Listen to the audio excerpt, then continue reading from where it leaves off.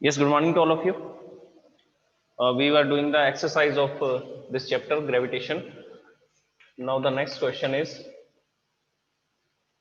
a ball thrown up vertically,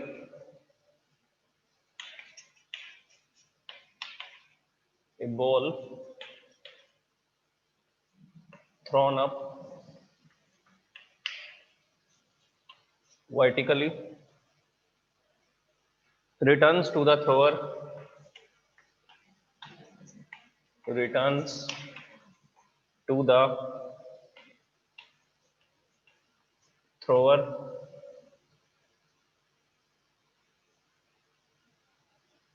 after 6 seconds. After 6 seconds, find. देखिए क्या क्या find करना है. The first part is the velocity with which it was thrown up.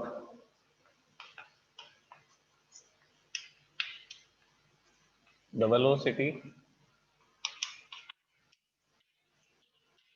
with which it was thrown up. Second, the maximum height it reaches.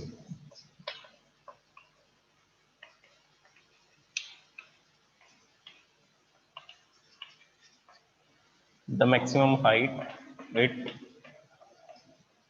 reaches. Okay, and the third one is its position after 4 seconds.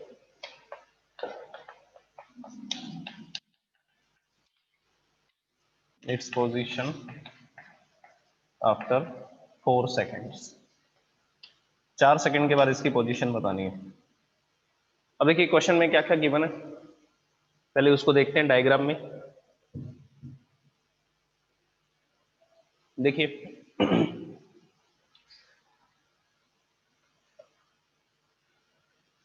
इस question के अंदर सबसे पहली बात ये बताई गई है कि एक बॉल को वर्टिकली अपवर्ड डायरेक्शन में थ्रो किया जा रहा है और वो बॉल रिटर्न आती है, वापस आती है. कितने सेकंड के बाद में? 6 सेकंड के बाद में. तो इसका मतलब उसको आधा समय तो लगेगा मैक्सिमम हाइट तक जाने में और बाकी का आधा समय लगेगा उसको फ्री फॉल करने में, वापस थ्रोअर तक आने में.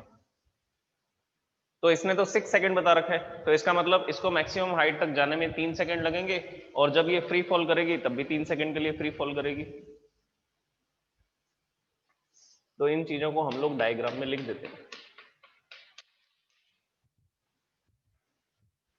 जब इसको वर्टिकली अपवर्ड डायरेक्शन में थ्रो किया जा रहा है तो ये ऐसा अपवर्ड डायरेक्शन में राइज होती है, राइज होने के बाद मैक्सिमम हाइट तक पहुंचती है. तो अपवर्ड डायरेक्शन में जाने में भी 3 सेकंड लग रहे हैं और डाउनवर्ड डायरेक्शन में भी आने में भी 3 सेकंड लग रहे हैं और टोटल टाइम कितना लगेगा? 6 second to return back to the thrower, thrower के पास वापस आने में. ओके, ये गिवन था हमारे पास. अब इसने क्या बोला है? The velocity with which it was thrown up. ये किस वेलोसिटी से ऊपर की तरफ फेंकी गई है. तो इसके लिए आपको क्या क्या कंसिडरेशन करने पड़ेंगे? इसका मतलब आपसे इनिशियल वेलोसिटी पूछी जा रही है कि जिस वेलोसिटी से इसको थ्रो किया जा रहा है, यू पूछा जा रहा है आपसे.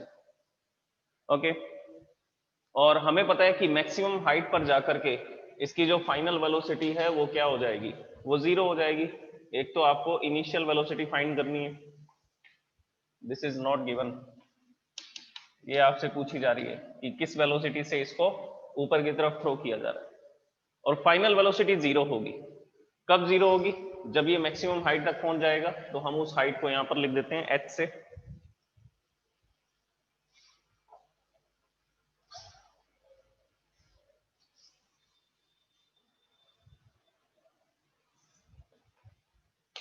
ये जो मैक्सिमम हाइट है इसको हमने किससे लिख दिया? इसको h से लिख दिया.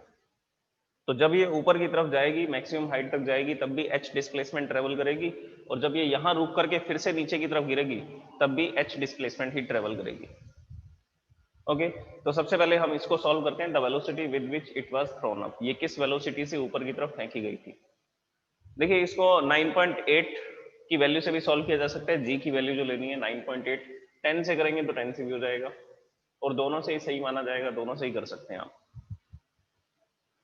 तो मैं यहां पर क्वेश्चन को थोड़ा इजी बनाने के लिए यहां पर इसको क्या लिख देता हूं 10 मीटर पर सेकेंड स्क्वायर। कैलकुलेशन थोड़ी आसान हो जाती है इससे। ओके, तो फर्स्ट पार्ट को सॉल्व करते हैं। अब बात आएगी कौन सी इक्वेशन लगाएंगे। इक्वेशन कौन सी लगाएंगे, तो हमारे पास तीन इक्वेशंस है। v is equal to u plus g t, h is equal to u t plus half g t square and v square is equal to u square plus 2as। कौन सी equation use करेंगे, तो answer है first equation भी use कर सकते हैं। हमें क्या फाइंड करनी है, इनिशियल वेलोसिटी फाइंड करनी है, ये क्वांटिटी हमें फाइंड करनी है। फाइनल वेलोसिटी 0 है जो कि हमें पता है, g की वैल्यू 10 है, अपवर्ड डायरेक्शन में ऑब्जेक्ट जा रहा है तो इसको -10 लिखेंगे, because g is always in the downward direction. अगर ऑब्जेक्ट अपवर्ड डायरेक्शन में जा रहा है तो इसकी वैल्यू को माइनस लिखा जाएगा, तो इट विल बी -10। टी आपको बता रखा है 3 सेकंड, 3 सेकंड ऊपर जाने में लग रहे हैं और 3 सेकंड नीचे आने में लग रहे हैं। टोटल टाइम आपको गिवन है 6 सेकंड। ओके, तो ये फॉर्मूला हम लोग लगा सकते हैं और इससे क्या फाइंड कर सकते हैं, इनिशियल वेलोसिटी, मतलब कि जिस वेलोसिटी से ऑब्जेक्ट को थ्रो किया गया था। ठीक है, फर्स्ट सॉल्व कर रहे हैं, जिस वेलोसिटी से थ्रो किया गया, मतलब कि इनिशियल वेलोसिटी फाइंड की जाती है। इनिशियल वेलोसिटी, या यही लिख देते हैं, द वेलोसिटी विद विच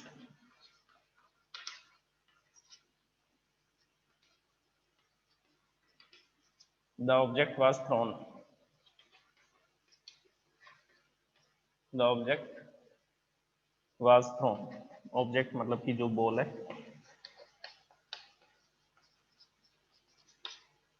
इसके लिए हम लोग यूज करने वाले फर्स्ट इक्वेशन ऑफ मोशन। तो फर्स्ट इक्वेशन लगाएंगे, v is equal to u plus g t, values put करेंगे, g की वैल्यू v की वैल्यू 0 है, initial velocity we have to find, g is -10 and time is 3 seconds. So 0 is equal to u, ये minus हो जाएगा, plus minus -30, -30 को इधर shift करेंगे तो प्लस का हो जाएगा, तो u इज इक्वल टू क्या आ जाएगा 30 मीटर पर सेकेंड। जनरल कैलकुलेशन है, ज्यादा मुश्किल नहीं है ये। बस इसमें आपको ये स्टेटमेंट लिखनी पड़ेगी जो मैंने आपको यहां पर बताया कि इसको 3 सेकंड ऊपर जाने में लग रहा है और 3 सेकंड ही फ्री फॉल करने में लगेंगे, वो स्टेटमेंट आपको लिखनी पड़ेगी। ओके, अच्छा वो स्टेटमेंट कैसे लिखेंगे उसके बारे में सुन लीजिए। क्वेश्चन में गिवन है the ball throne up vertically, the ball thrown up vertically returns to the thrower after 6 seconds. It is given in the question. So it means the ball will take half of this time. Ball क्या करेगी, आधा time लगी, half of its time to reach the maximum height. तो जितना भी time यहाँ पे दे रखा है उसका हाफ टाइम लगी मैक्सिमम हाइट तक पहुंचने में। So the time taken to reach the maximum height will be 6/2 is equal to 3 second, मतलब कि 3 सेकेंड लगेंगे, आधा टाइम लगेगा। तो हमने इनिशियल वेलोसिटी फाइंड कर दी कि ये 30 की स्पीड से अपवर्ड डायरेक्शन में थ्रो की जा रही है। So we have solved it, हमने इसको सॉल्व कर दिया। Second, the maximum height it reaches, ये कितनी मैक्सिमम हाइट तक जाएगी। अब मैक्सिमम हाइट निकालनी है तो हमारे पास ये दो इक्वेशंस और हैं, देख लीजिए। h इसके अंदर भी आता है, इनिशियल वेलोसिटी, टाइम, g और टाइम, इससे भी हो जाएगा। इससे निकालना डिस्प्लेसमेंट तो इससे भी निकल जाएगा, क्योंकि फाइनल वेलोसिटी 0 है, इनिशियल वेलोसिटी हम फाइंड कर चुके हैं 30, और थर्ड इक्वेशन से भी कर सकते हैं। तो मैं थर्ड इक्वेशन से सॉल्व करके बता रहा हूं आपको। सेकंड हम लोग सॉल्व कर रहे हैं, क्या सॉल्व कर रहे हैं, maximum height attained by the ball, maximum height attained by the ball.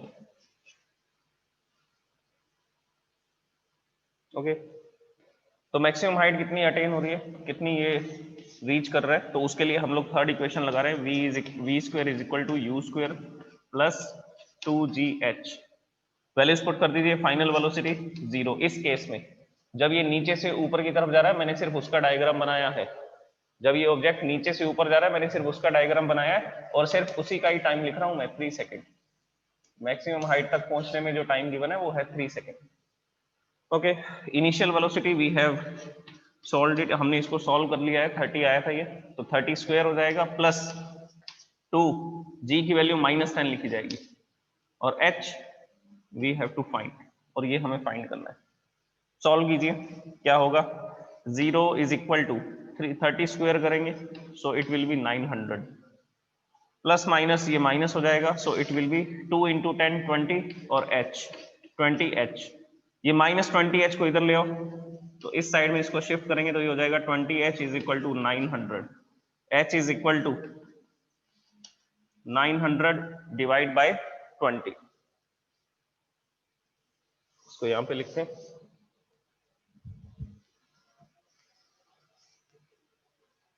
So the next statement will be, ये 20h को इधर शिफ्ट करेंगे, ये माइनस का है तो यहाँ प्लस का हो जाएगा, and equal to 900, equal to में क्या रहेगा 900, 20 मल्टीप्लाई में इधर आएगा तो डिवाइड में आ जाएगा। Okay, so h is equal to 900 divide by 20, 0 से 0 कैंसिल हो जाएगा, 90 डिवाइड बाय 2, क्या बचा 90 divide by 2, 90 divide by 2 is 45, so maximum height attained by the object is 45 meter, तो ये 45 मीटर की हाइट तक, 45 मीटर की हाइट तक जाएगा, उसके बाद फिर ग्राउंड की तरफ नीचे गिरेगा। अब देखिए थर्ड क्वेश्चन, इसका जो थर्ड पार्ट है उसमें थोड़ी प्रॉब्लम आ सकती है आपको, क्योंकि इसने बोला है its position after 4 second, 4 second के बाद इसकी क्या पोजीशन होगी वो बतानी है। अब आप ये सोचिए कि इसको मैक्सिमम हाइट तक जाने में 3 सेकेंड लग रहे हैं, लेकिन ये तो चौथे सेकेंड की पूछ रहे हैं, चौथे सेकेंड की पूछ रहे हैं, तो उस समय तक ये कहां आ चुका होगा, वापस किस तरफ चल चुका होगा, नीचे की तरफ, फिर ये फ्री फॉल करेगा।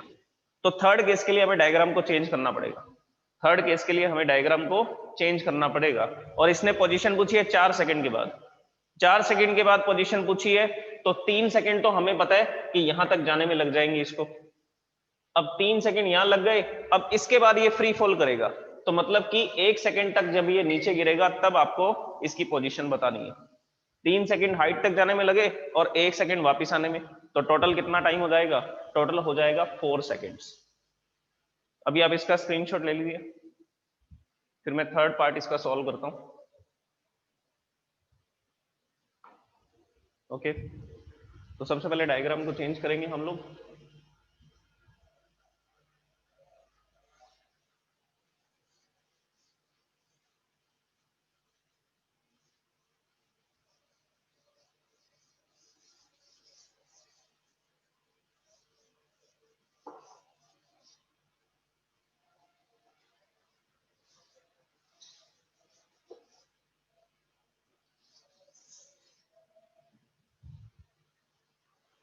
इसके बाद देखिए थर्ड पार्ट में लिखा हुआ है calculation of position after the 4 second.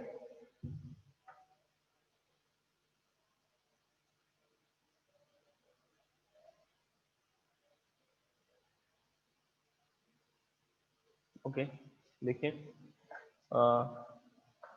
The ball, third part में देखिए पहले स्टेटमेंट आपको बतानी पड़ेगी। The ball takes 3 seconds to reach the maximum height, ball जो है वो 3 सेकेंड लेती है मैक्सिमम हाइट तक जाने में।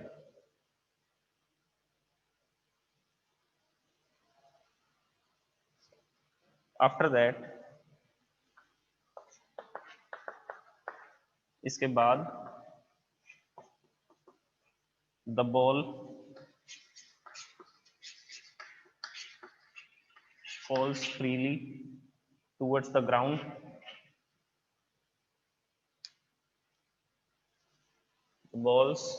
the ball falls freely towards the ground, ground की तरफ गिरती है, and we have to find the position of ball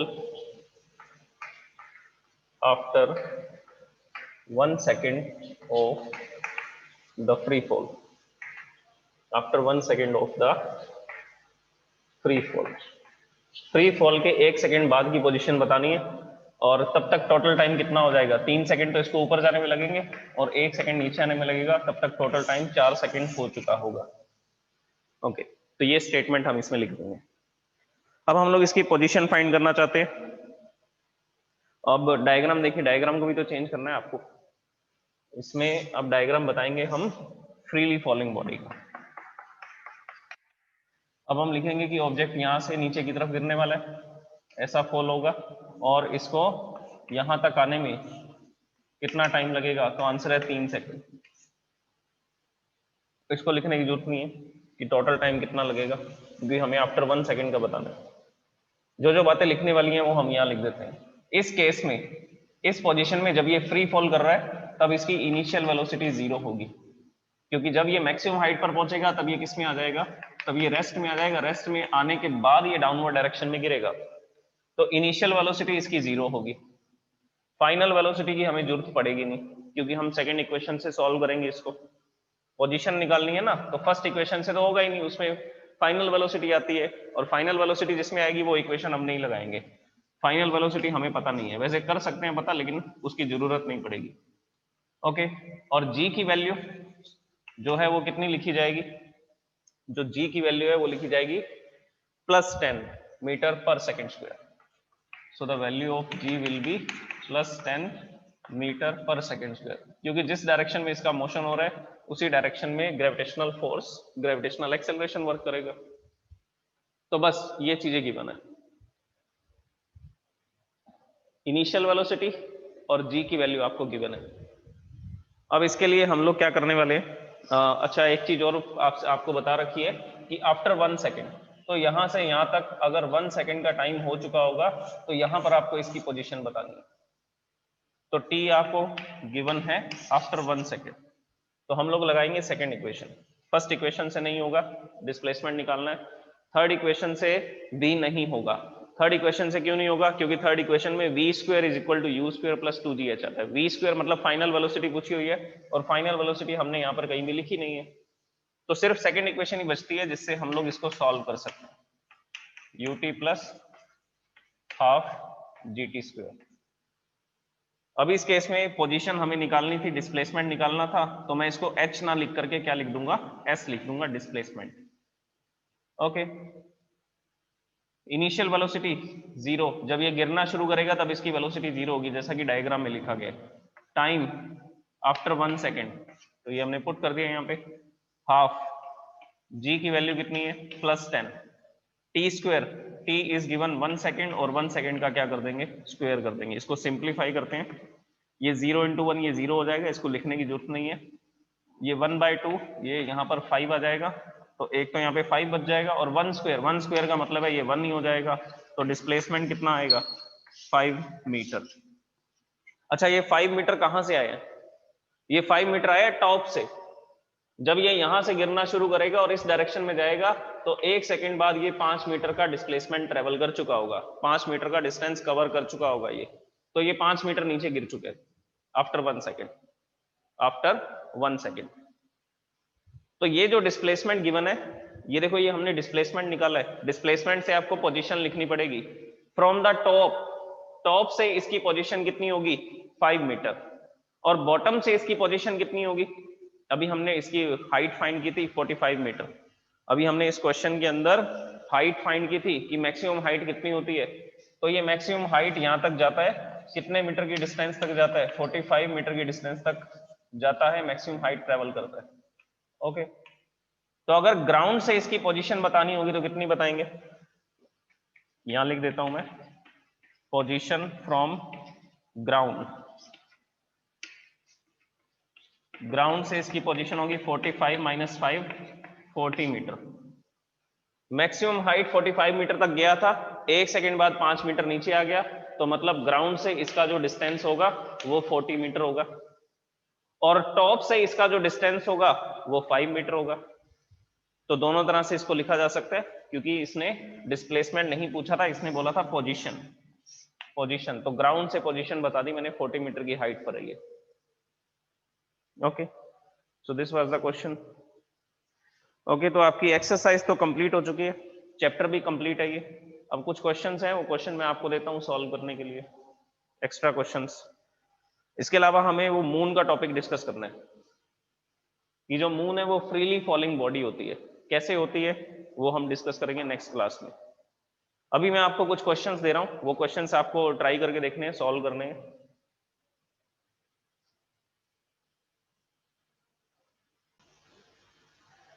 please note down these 2 questions, try to solve this question, practice कीजिए इन क्वेश्चंस की। और इसी तरह के और भी क्वेश्चंस आपको मिल जाएंगे एनसीईआरटी बुक के अंदर, या उसके अलावा आपके पास कोई एक्स्ट्रा रेफरेंस बुक्स हैं तो उनके अंदर भी आपको इसके क्वेश्चंस मिल जाएंगे, एक्स्ट्रा क्वेश्चंस। एक्सरसाइज में वैसे तो हमने 10-15 क्वेश्चंस कर लिए, और इन बिटवीन चैप्टर के बीच बीच में जो क्वेश्चंस कराए हैं 8-10 क्वेश्चन वो हैं, तो हम लोग 20-25 क्वेश्चन तो कर चुके हैं।